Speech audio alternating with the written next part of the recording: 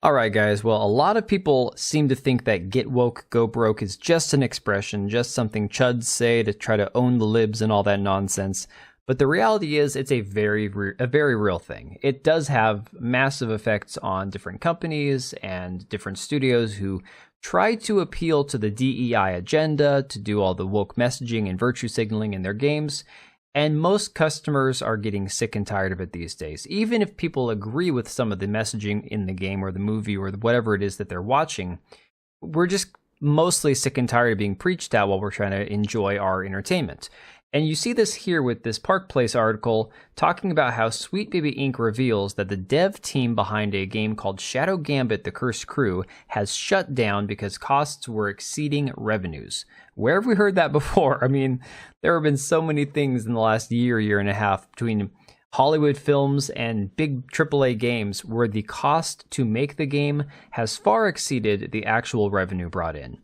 And so, of course, we all know about Sweet Baby Inc. They're the consultation firm that's been brought in anytime you have a brown character, because you have to have brown people tell you how to properly write a brown character. Otherwise, the game might get called racist. So on LinkedIn, Sweet Baby Inc. posted, "We are saddened to learn that Shadow Gambit: The Cursed Crew is Mimimi's last game. We're incredibly proud to have helped bring this final voyage to shore by collaborating on the game's protagonist, Afia, with Matthias Kraut, Moritz Wagner, and the rest of the crew at Mimimi Games GmbH. Our collaboration helped make the world of the Cursed Caribbean feel more inclusive and representative." Oh yeah, good job there, guys. "Very happy to see that the players have resonated with the game, as evidenced by its incredible reception." Incredible reception. I've never heard of this game, okay? And yet they're claiming that it was somehow some sort of victory, some sort of like amazing accomplishment. The game itself is this one here, Shadow Gambit: The Cursed Crew. And of course you can see the protagonist here because she is a brown, badass female woman. Brown woman. Of course she's a female woman.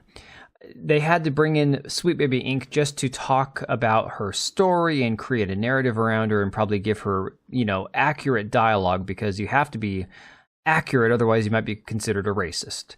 So the funny thing is, I noticed as I was scrolling through this website for Shadow Gambit, you go to the very bottom, and it says right here, "Supported by the Federal Ministry for Economic Affairs and Climate Action on the basis of a decision by the German Bundestag." Now, the German Bundestag would be the actual parliament. It's the parliament of the Federal Republic of Germany. Decided that the Federal Ministry in Economic Affairs and Climate Action needed to somehow subsidize this studio that is now out of business. And you can see here they've been in business for 15 years, 2008 to 2023. And they've made some games like Grounded, not that Grounded, it's this game here, which just looks terrible. Let's see, we also had Tease It, The Last Tinker, City of Colors, The Trip to Panama, Shadow Tactics, Desperados, games that I've never played, not a single time. A few that I recognize the name of. But yeah, so this studio has been completely shut down because of exceeding costs, and you can guarantee one of those exceeded costs was paying Sweet Baby Inc. for a bunch of nonsense. And Kabrutus pointed out the other day that there's also a game that's on the list as well called Space Tow Truck. So if for whatever reason you're one of the 11 people that's enjoying Space Tow Truck, at least that's how many positive reviews they have on the game, maybe you can tell me what this game is about, because this looks terrible. I find it funny that Sweet Baby Inc. was involved in this game, because this game here is such small potatoes compared to the rest of the ones that they've got their hooks into. I find it kind of funny how quickly, from the time that they started in 2018 to now, they have kind of like upped their game to where they worked on Spider-Man 2 and God of War Ragnarok, when just 3 years ago, this is the kind of game they were working on. Now we have an update from Kabrutus talking about this game, Zao. Apparently Zao, which launches in just a few hours. In fact, I'm recording this on the night of the 22nd, so the 23rd is when you're going to see this video. He says, "Sup guys, I just want to remind you that Zao is going to launch today. This game is on Sweet Baby Inc. Detected Curator page, and yes, it is connected to Sweet Baby Inc. Remember to vote with your wallet."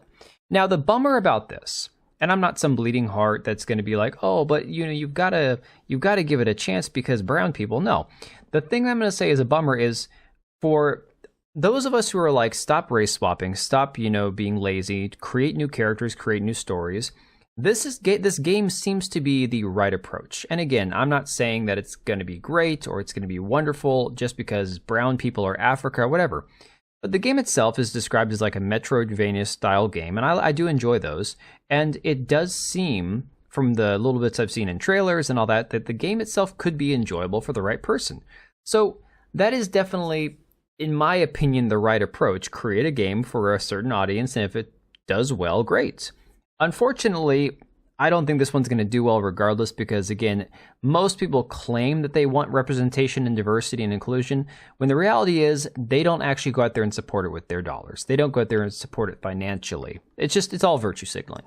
So the game is being made by Surgent Studios. Now, the weird thing about Surgent Studios is it was actually started as a weird, multi-functioning production house where they make some games, some short movies. The person that started it is actually a voice actor and has done some acting in different things. Based in UK, of course, a lot of these things are based in the UK, which is just weird. I know somebody got offended when I said, of course it's based in the UK, but it's strange that a lot of this stuff is coming out of the UK. And I do believe the person that created Surgent Studio is this guy right here, Abubakar Salim. Apologize if I'm butchering his name. I'm not trying to. It's just I can't pronounce it properly. And he is the founder and CEO at Surgent Studios. And from everything I've seen, he seems like a decent guy. I've gone all over their website. I've gone on Surgent Studios LinkedIn.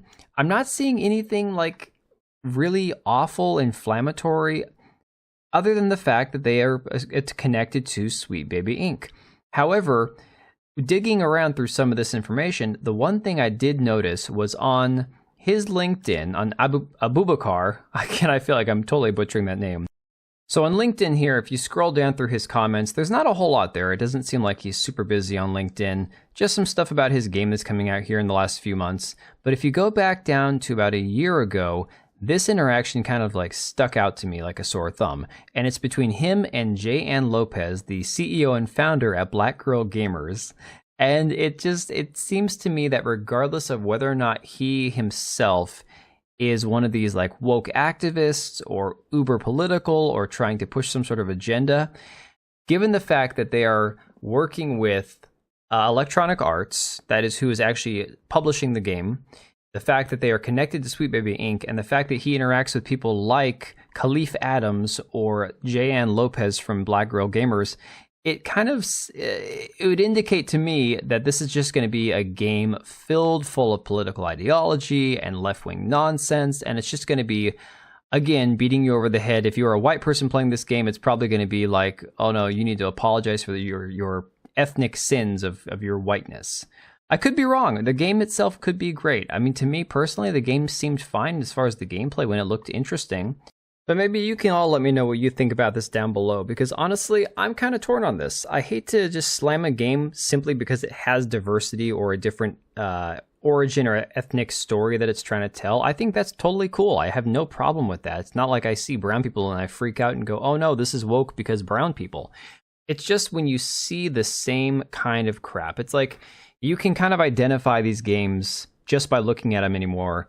And unfortunately, you pretty much are going to be right 9 times out of 10 if you just kind of assume that all of them are going to have some sort of woke pandering or messaging or political lecture that you're going to have to listen to if you want to play the game. So let me know what you think about all this down below, and I will catch you guys later.